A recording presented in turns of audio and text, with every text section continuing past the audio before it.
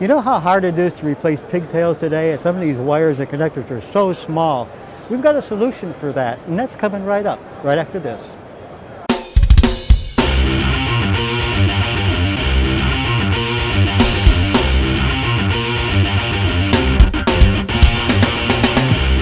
Well, we're at the 2017 Auto Mechanica in Chicago, and I'm right here in the findpigtails.com booth, and with me is Rustin, and he's an operations guy.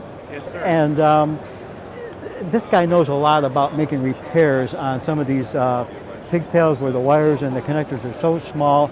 And I'd like you to show us a little bit about how a repair could be done. Absolutely. But before you do that, why Find Pigtails? Why your company? So Find Pigtails, we started about 5 years ago, and our goal was to be able to supply any connector for any application automotive-wise, all makes, all models.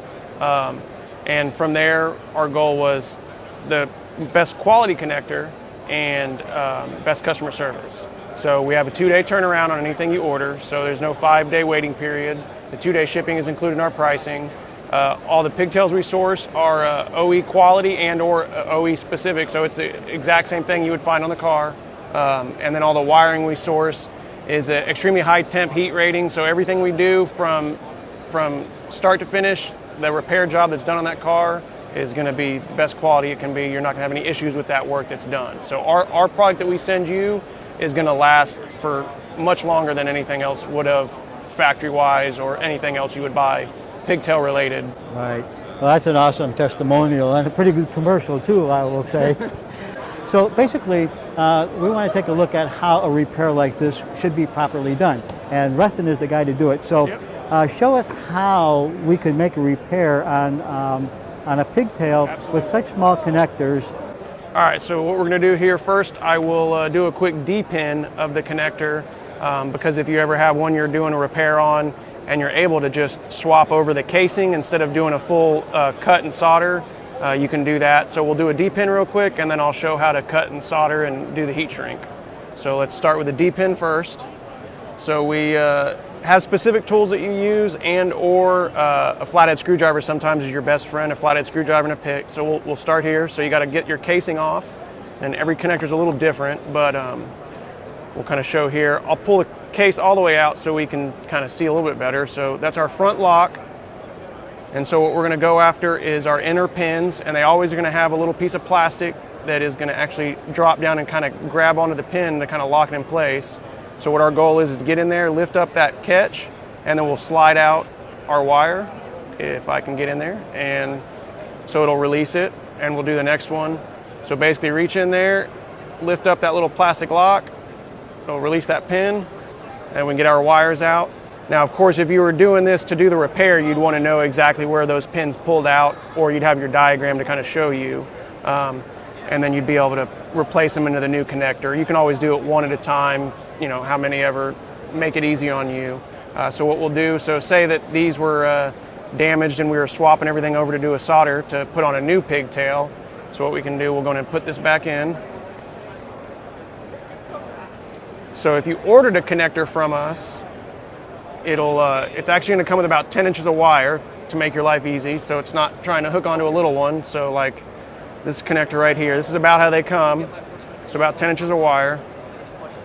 So what we'll do, I'm going to use a plug-in soldering iron just because we're here at the show and it's easier. But always put your heat shrink on first, because if you don't, you're going to have a fun time cutting that back apart. So we'll put our heat shrink on. Now the heat shrink we use is pretty specific. It's got the glue inside of it, and it actually shrinks up to quite a bit smaller than what you would think. So it's a really big heat shrink for a big wire, but it will go all the way down to 18, 20 gauge wire. You normally splice about an inch back.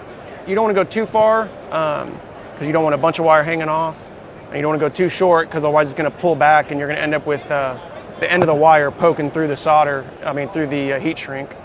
And what your goal is to do a repair job that's going to last, that you're not going to have any trouble with, because you want to know that your work is done correctly. So we'll splice our other end back about an inch. Even these out real quick. All right. So both our ends are spliced back. We got about an inch. We got our heat shrink on. So now we're ready to go ahead and connect these together. so we can solder it up. So you start, and you're going to start with your wire just inside of your sheathing because you don't want it to poke over. So you just spin them together, and we'll do one at a time here. So you spin it, you want a smooth edge, you don't want anything sticking off because once that solder gets on there, it's going to make a real hard point. So we want it as smooth as possible. And we warm up our soldering iron here. And a trick is don't leave the iron sitting here until it gets the wire hot enough. Let it get hot to where it'll melt the solder. And then you can kind of take your solder and melt it into the iron, right into the wire, and it'll just melt right in like butter, and it heats up the rest of the wire. Once it's a shiny, smooth, you can kind of see a little bit of the wire, then you know you're good. If it ends up being real thick and dull, then you know you got a cold solder joint, that's gonna be a problem. So we'll wrap around here, we'll do our other wire. So again, just stay with inside the sheathing. We'll spin them together, twist it on each side. So you got your connection there. Same deal, iron. I don't let the iron get the wire completely hot because that's really hot, so kind of get it where it'll melt the solder and melt the solder into the wire. Just like that, make sure we're covered. And so like I said, that's the goal, kind of you see a little bit of the wire, it should stay a little bit shiny. If it's big and blobbed on there, you've got a cold solder joint, you're gonna have a problem down the road or immediately. And then from there, we're gonna add our heat shrink. A big goal is make sure you get the heat shrink in the right position. So you don't want to be too close to one edge. So you can always hold your joints by each other to where you can kind of see where they line up. So we know we're about center right there. So instead of a heat gun today, we're going to use a portable torch. It'll get the job done. You just got to be a little careful when you're heating it up. You don't want to melt the heat shrink. And so this stuff with the glue in it, as it heats up and it starts to melt that glue, it basically seals this connection so it's weather tight. So, you know, a butt connector, if you did a butt connector and that was it, you'd have to worry about rain, everything else. You kind of got to go around the wire. I don't stay in one spot too long because you will burn it. And we should be pretty close. And so your end result, you should have a little bit of glue sticking out on each side. Should be an even, smooth surface, no wires poking through. And then you know that that joint is sealed and good to go. It is not going to have any damage or corrosion. It will not let any weather in. So next one, I'm going to line it up per my old the other heat shrink I just did. So I know I'm centered. We'll start our iron again. And same deal, just kind of work it slowly, get it start shrinking up. Since this stuff starts out so big, it takes a second longer to shrink up. But it's preferred because you don't have to have a bunch of different sizes of heat shrink. You can basically start with just one. And we'll just work it back and forth, move around a little bit. So this is where the heat gun is kind of nice because you don't have to worry about burning yourself or the surrounding area if you're inside of a dash or something. But if you got enough room, you can make this work. In a pinch, a lighter definitely works. And that's it. So that one's done. So that's it. That's basically how you would do a D-pin, repin, and then a solder to put on a new pigtail. Wow, Rustin, you really make that look easy. But it's definitely a good, solid, professional repair job. And that's the whole point, isn't it? Absolutely, yeah. And I've been doing it about 20 years, so I've got a little bit of experience doing it. But anybody can do it, and especially with these videos, it definitely will help out, make it easy on you.